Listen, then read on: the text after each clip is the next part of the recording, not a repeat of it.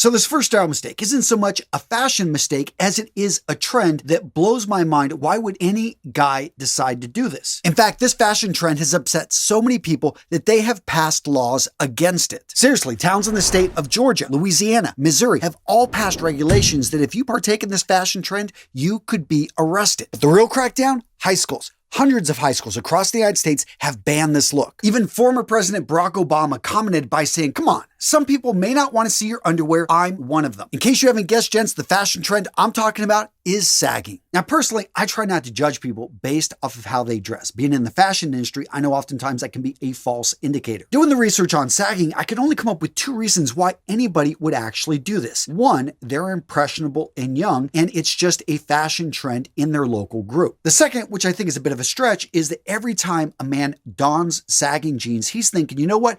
F you to the man, F you to society. I'm going to do what I want. I'm going to wear these jeans in a way that makes it uncomfortable. I mean, seriously, look at Travis Scott here. This cannot be comfortable. If there was a fire at his concert, how is the guy going to get out of there quick? He's going to be just, trying to evacuate with those little steps. This is dangerous. Now, first up, let me be clear. If you make one of these mistakes, I'm not saying you're a loser. That's a pretty harsh word. And to me, it describes a state of mind that sometimes we find ourselves in, me included. That being said, the world is not always kind, and people do take shortcuts and make decisions based off of how you dress. So my goal is to inspire you to dress in a way that this biased world sees you in the best light. So as a confident man trying to make it in this world, you can make any of these mistakes, but understand the world may judge you in a negative light. Now, because I'm looking out for you, gents, this next one, I'm going to be straight up. You want to avoid this brand. And I know there's a lot of you guys out there, you're 34, you've had those jeans for 10 years. They just make your ass shine. But Mike, it's time to retire that affliction denim. Now, there was a golden moment from 2007 to 2009 when the angel wings, the swords, the roses, the skulls, the skeletons, and the crosses was fashionable. But that time has passed. Who knows? The brand may reinvent itself, but yeah, we're all staring at the rhinestones on your backside, and it's not looking as good as it did when you were 21. I mean, I'm not personally staring at your ass, but somebody is, because it glitters. And I get it. You want to be brand loyal. Not a bad thing, except when the brand doesn't evolve and you do. You've changed your style, your preferences, your body. Find something that works for you. Now, this next mistake isn't specific to clothing as it is to the way that you wear it. So if you're constantly fidgeting with your clothing, if you're pulling up your pants a dozen times a day, if you're having to retuck in your shirt again and again, guys, you've got fit issues. You're wearing the wrong type of clothing. You need to make a permanent adjustment. I highly recommend you look at getting a belt that keeps your trousers where they need to be. If you've got a bit of a waistline, you're a little bit heavier, look at suspenders. They will transform your life. Seriously, I know you suspender guys are out there. Let us hear from you down in the comments how you love them. Another tool that's life-changing, shirt stays. These connect the bottom of your shirt with the top of your socks, and they keep your shirt tucked in all day. Seriously, I learned about these in the Marines. They were one of the secrets to why we look so good in our dress uniforms. Seriously, I remember this pull-up contest we had when we were in our Charlies. Guys were jumping up there, knocking out 20 pull-ups, jumping back down. All of a sudden, hey, everything went back to looking great. They are amazing, those shirt stays. Now, the psychology behind this one, the impression that you are making on other people when you're constantly fidgeting and adjusting is that you have low confidence. Gents, that's not where you want to be. And speaking of low confidence, let's talk about how this affects you in the bedroom. Did you know that 50% of men have symptoms that get in the way of having great sex? Gents, if that's you, Roman is here to help. Now, gents, Roman is the sponsor of today's video, and I've been working with them for years because I love what they do. Roman addresses a variety of sexual health needs for men. They offer discreet wipes with no prescription that help you last 4 times longer in bed. They offer prescription medication that helps you achieve and maintain a stronger erection. They also offer testosterone testing and treatment, which, if you're not familiar, treating low testosterone can help to revive your sex drive. Oh, and the best part, everything is online. No uncomfortable waiting rooms, no awkward trips to the pharmacy. A straightforward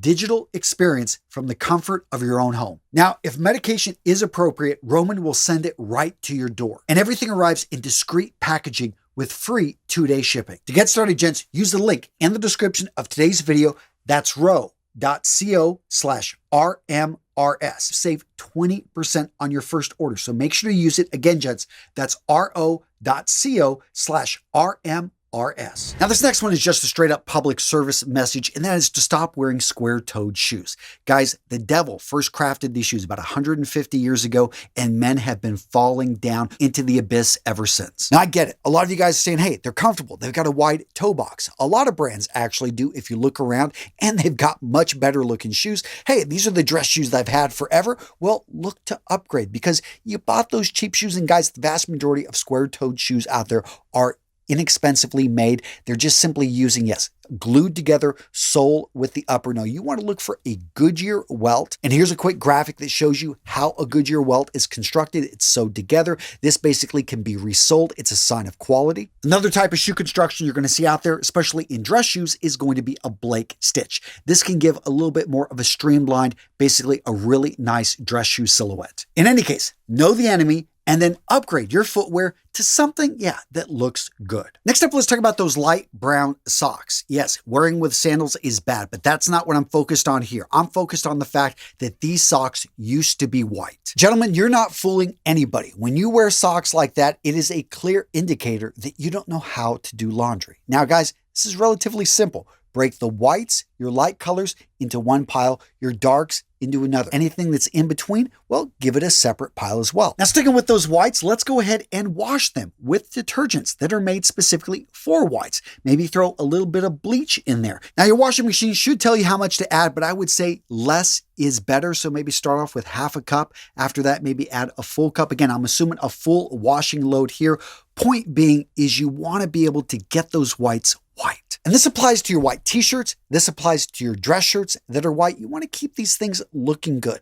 And once they start to stain, go yellow, yeah, it's probably about time to get rid of them. Don't think that, yeah, no one's going to notice. Now, gents, if you're enjoying today's video, do me a favor, smash the like button, because hopefully people that are making these mistakes will find this video when you interact. You'll let the YouTube gods know that, hey, we need to share this video. It needs to get out. Now, they say a picture says 1,000 words. This picture just says one. No, no, and no. When it comes to mesh shirts, guys, okay, if you're going to be in a parade, if you're a fashion model, if you don't give a flying fiddler's F, yeah, you can wear it. But for the rest of us, please do not wear this. It just never looks good. Now, gents, for over a decade, I've been saying that fit is king. And guess what? It holds true, because this suit right here, yeah, the guy spent a couple $1,000 on it, but guess what? It looks bad. Gents, the reality is you can spend as much money as you want on clothing, but if it doesn't fit your body, if it doesn't complement your build, it's not going to look good on you. And the vast majority of men buy suits, they buy clothing that is way too large. And a lot of people are saying, well, that's in style right now. That's the new fashion, right? Going with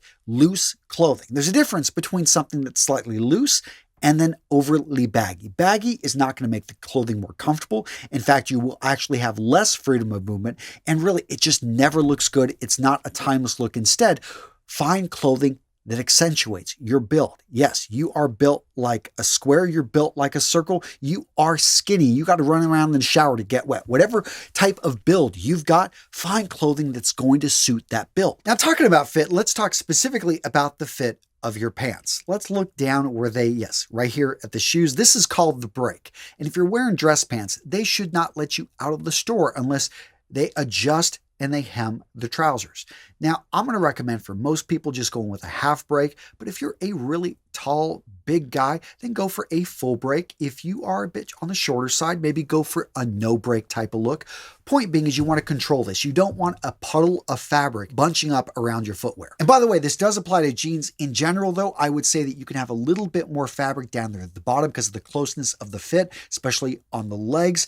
But if you're going to go for a boot cut, guys, make sure, again, the length is right. Otherwise, with that wide cut at the bottom, over time, they're going to start to fray. They're going to fall apart. You're going to be stepping on the back of them. Yeah, that look is never good. Now, this next one I know is going to seem so tiny, but let me explain. And that is, don't button the bottom button on a suit. Now, really quick, here's a quick graphic that explains how to button your suit when you stand up, if it's a 1 button, if it is a 2 button, or if it's a 3 button. The vast majority of jackets out there are going to be a 2 button blazer, sports jacket, suit. In that case, when you stand, you button the top button. The bottom button, you never button. When you are seated, go ahead and you can unbutton the jacket. Now with a 3-button jacket, you got a few options. You can actually choose to button that top button. The middle one is the one that you want to keep buttoned whenever you're standing. And when you're seated, similar to the 2-button jacket, you're just going to go ahead and make sure that that top and middle button are unbuttoned. The bottom button, again, is never button. Now you may be asking, why do we stick with a rule that was styled after some fat dead king that,